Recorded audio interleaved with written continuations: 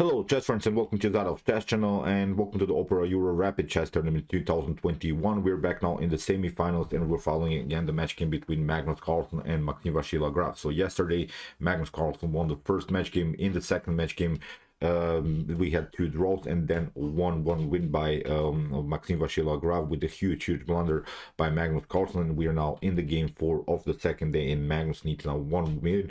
If he wins this game, then he's the winner of this match. If he loses or if he gets a draw from this game, then these 2 players will play 2 additional games, because of course both of them would have 1 win from 1 match games. And I think this is now really the critical moment of this match game between Magnus Carlsen and Maxime Vachier-Lagrave. So let's see now what happened.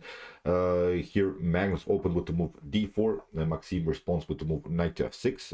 We have here after c4 g6, we have knight to c3, and again Maxime Vachier-Lagrave goes into the Grunfeld defense. We have c takes d5, knight to d5, and now bishop to d2.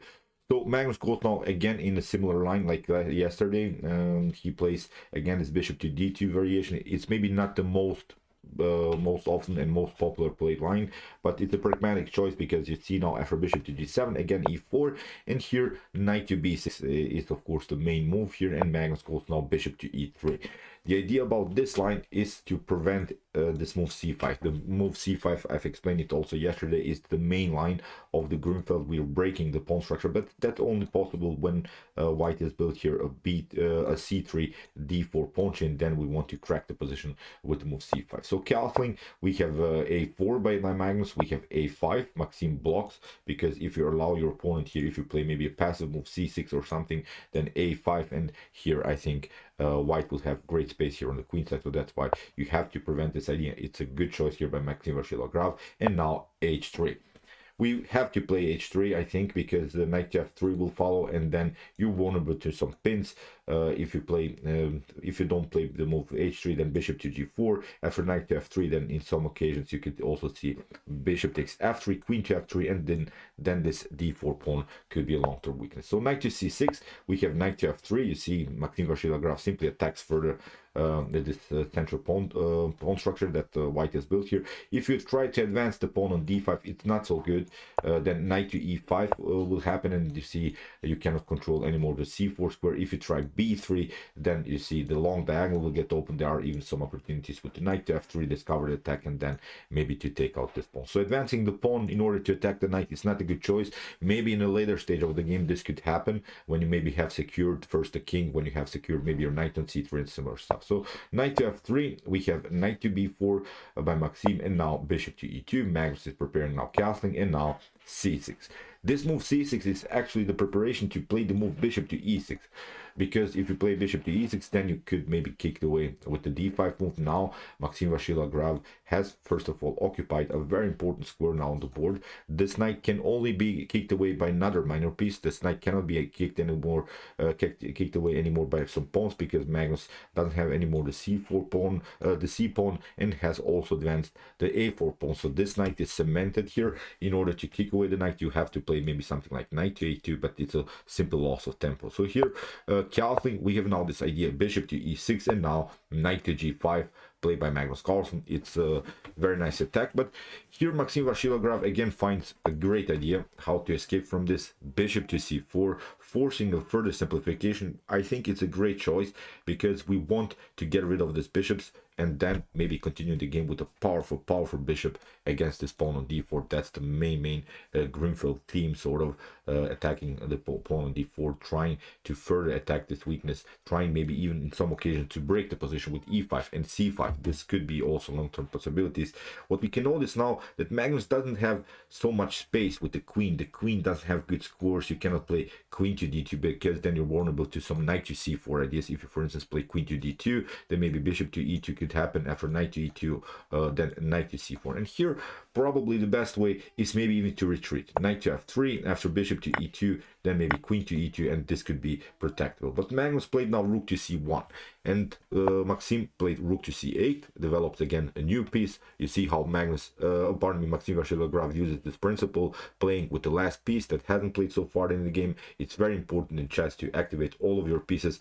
This move rook to c8 will be now, I think, very important in the continuation, because after b3, now Magnus challenged the bishop, and now when we get challenged, then we want to take. We have bishop to e2, knight to e2, and now we have knight to d7 played by Maxime Vachier-Lagrave, and now f4.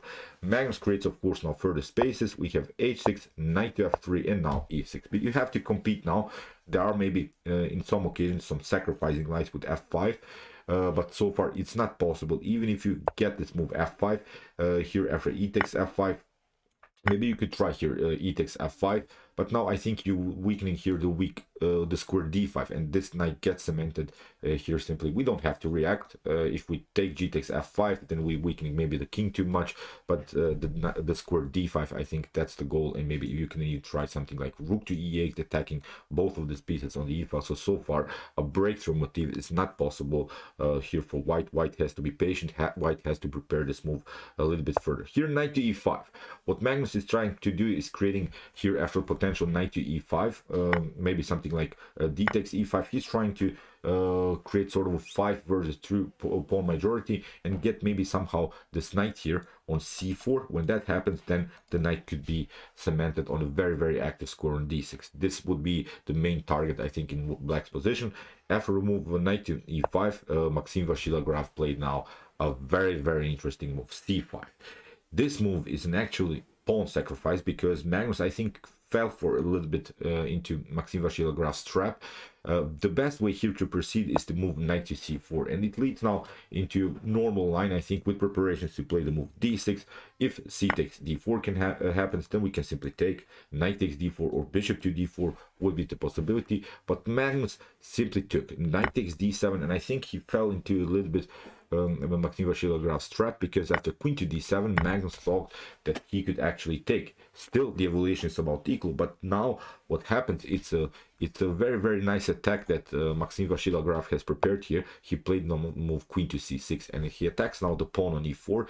And again, maybe the best way here is to proceed with the move rook to c4, trying to protect this pawn. Maybe something like rook to d8 could happen, but then maybe we could try queen to b1, protecting everything. Still, I think black has a great activity with rook to d3. Black could attack this position further and further. This would be, I think, an equal game where white has a pawn up, but black has a much better piece activity. Magnus, after the move queen to c6, he went e5, and okay, it's still playable. But now after move rook to d8, Magnus, I think, makes a huge mistake. He plays knight to d4. A better idea is simply to play bishop to d4. After bishop to d4, maybe bishop to f8. This would be the main line that maybe Maxime Vachier-Lagrave has calculated. And now after rook to c4, bishop to c5, after trade of pieces, this will be, I think, an equal game. Rook to d8, both players, I think, could have opportunities to maybe attack the second rank here from white's perspective, maybe the 7th rank. And I think in this line, this game would lead into the draw. But here after the move e5 and rook to d8, here Magnus took with the knight, and now here queen to e4. You see the bishop is hanging here. Magnus tried queen to d3, and it was really incredible what Magnus did here. I don't know, I'm not sure if that was a mouse slip, or it was a blunder, but here after move queen to d3 in this position, Magnus Carlsen resigned, because the queen can be taken by 2 pieces. So really, really wild stuff what happened. So it means now we'll see now 2 more games by Maxime Vachier-Lagrave and Magnus Carlsen, as Magnus lost the match game now in the day 2.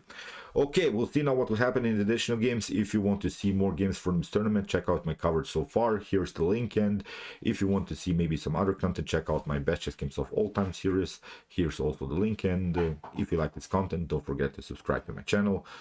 See you soon with some more videos, and chess is the best, of course.